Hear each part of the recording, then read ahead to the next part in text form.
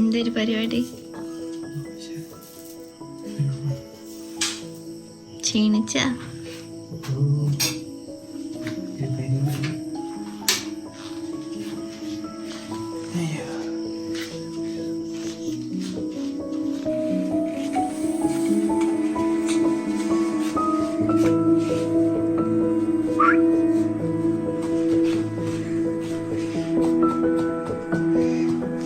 സമയം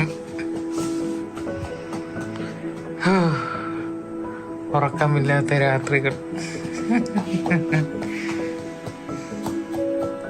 കഴിച്ച ഫുഡും കഴിക്കാൻ ഇപ്പഴല്ലേ കഴിച്ചത്. പ്രഗ്നൻസി ടൈം തൊട്ട് ഇപ്പം ഡെലിവറി കഴിഞ്ഞ് ഇതുവരെ നമുക്ക് നമ്മളെ ഉണ്ടായിട്ടുള്ളൂ അല്ലേ. നമ്മളെ യൂട്യൂബില് നമ്മളെ അറിയാവുന്ന സപ്പോർട്ട് ചെയ്യുന്ന കുറച്ച് ആൾക്കാർ അല്ലേ.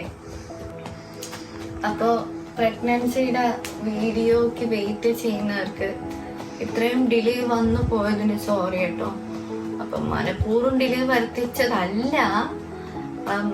പ്രഗ്നൻസി ഡെലിവറിക്ക് എനിക്ക് തോന്നുന്ന 6 days ആയിട്ട് ഹോസ്പിറ്റലിൽ നിൽക്കേണ്ടത്. നോർമൽ ഡെലിവറി ഒക്കെ ആയിരുന്നു. അപ്പം 6 ദിവസം ഹോസ്പിറ്റലിൽ നിൽക്കേണ്ടി വരുന്നു. അപ്പോൾ അതിന്റെ കാര്യങ്ങൾ പറയാനുണ്ട്. പിന്നെ ഒത്തിരി കാര്യങ്ങൾ പറയാനുണ്ട് ഡെലിവറി സംബന്ധമായിട്ടുള്ള, പ്രഗ്നൻസി ജേർണി, ആഫ്റ്റർ ഡെലിവറി, അങ്ങനെ കുറെ bulk stories I have to tell. അപ്പോൾ ഉടനെ തന്നെ ഇതിന്റെ മെയിൻ വീഡിയോ വരുന്നതാണ്.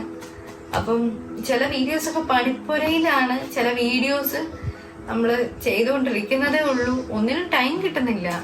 കൊച്ചിനെ നോക്കാൻ മാത്രമേ ഉള്ളൂ. നമ്മള് മാത്രമേ ഉള്ളൂ, ആക്ച്വലി നമ്മള് മാത്രമേ ഉള്ളൂ.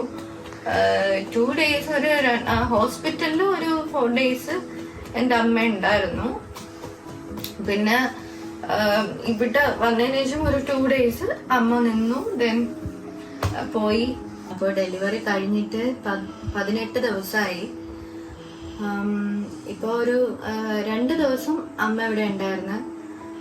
പിന്നെ ഇപ്പൊ ഒരു 13 ദിവസമായിട്ട് ഞാനും ഇച്ചും നമ്മുടെ കുഞ്ഞും ആണ് ഇവിടെ ഉള്ളത്. അപ്പം അറിയാമല്ലോ ഈ സമയത്ത് നമുക്ക് ഈ ഒരു ആഫ്റ്റർ ഡെലിവറി ടൈം, ഈ ടൈമിലാണ് നമുക്ക് ഏറ്റവും കൂടുതലും postpartum issues, physical issues, mental issues ഒക്കെ ഒരുപാട് വരുന്ന ടൈമാണ്. അപ്പം ഈ ടൈം മാനേജ് ചെയ്യാനായിട്ട് ഒരുപാട് സ്ട്രഗിൾ ചെയ്യുന്നുണ്ടെന്ന് പറയാം. എൻജോയും ചെയ്യുന്നുണ്ട്, സ്ട്രഗിളിന്റെ ഇടയിലും എൻജോയ് ചെയ്യുന്നുണ്ട്. മെയിനായിട്ട് ഇപ്പൊ ഫുഡിന്റെ കാര്യമാണെങ്കിലും ശരി, പിന്നെ ഇപ്പൊ ഉറക്കത്തിന്റെ കാര്യമാണെങ്കിലും ശരി, ടൈമിന് ഫുഡ് കഴിക്കുന്നില്ല, അല്ലെങ്കിൽ ടൈമിന് ഉറങ്ങാൻ പറ്റൂല, കാര്യം കുഞ്ഞിനെ ഫീഡ് ചെയ്യണം. പിന്നെ ഒത്തിരി കാര്യങ്ങള്. അപ്പൊ നമ്മള് രണ്ടുപേരും മാത്രമായിട്ട് ഇതൊക്കെ മാനേജ് ചെയ്ത് കൊണ്ടുപോകാനായിട്ട് ഒത്തിരി ബുദ്ധിമുട്ടുണ്ട്. പിന്നെ ഇച്ചു എന്തെങ്കിലും ജോലി ചെയ്യുന്ന കാണുമ്പോ എന്നെ കൊണ്ട് പറ്റുന്ന എന്തെങ്കിലും ഉണ്ടെങ്കിൽ ഞാനും ചെയ്യും. അല്ലാതെ ഞാൻ വയ്യാന്ന് പറഞ്ഞ് ഞാൻ കിടക്കത്തില്ല. ആക്ച്വലി ആഗ്രഹമുണ്ട്, എനിക്ക് ഇങ്ങനെ കിടക്കണം, അങ്ങനെ ചെയ്യണം, ഇങ്ങനെ ചെയ്യണം, റെസ്റ്റ് എടുക്കണം എന്നൊക്കെ ആഗ്രഹമുണ്ട്. പക്ഷെ ലൈഫാണ്, ചില സമയങ്ങളിൽ നമ്മൾ അത് ഫേസ് ചെയ്യേണ്ട ഒരു ചില പ്രശ്നങ്ങൾ അല്ലെങ്കിൽ ചില ഇഷ്യൂസ് ഫേസ് ചെയ്യേണ്ട ഒരു സിറ്റുവേഷൻ ഉണ്ടാവും. അത് ഹാൻഡിൽ ചെയ്യുന്ന അനുസരിച്ചിരിക്കും നമ്മുടെ ലൈഫിന്റെ മുന്നോട്ടുള്ള പോക്ക്. എന്ന് പറയുന്നത്. അപ്പോ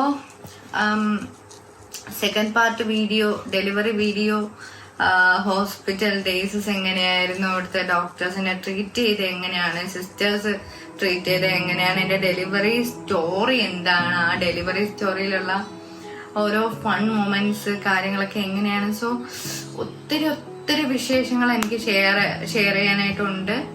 അപ്പോൾ ഉടനെ എന്റെ വീഡിയോ വരുന്നതാണ്. ഡിലേ അടിച്ചതിന്റെ കാര്യം പറയാൻ വേണ്ടിയിട്ടാണ് ഞാൻ ഇന്നിപ്പോ ഈ വീഡിയോ ചെയ്തത് കേട്ടോ. അപ്പൊ ഈ വീഡിയോ ചെയ്തേക്കുന്ന ടൈം കൂടി നിങ്ങൾ കൺസിഡർ ചെയ്യുക, കൺസിഡറേഷൻ തരിക. ഓക്കെ, കൺസിഡറേഷൻ തരിക. എന്റെ ഞാൻ അറിഞ്ഞുകൂടാ. വെളുപ്പിനെ 3 മണി. So my dedication to my YouTube lovers. Okay, anyway good night. Good morning, good night.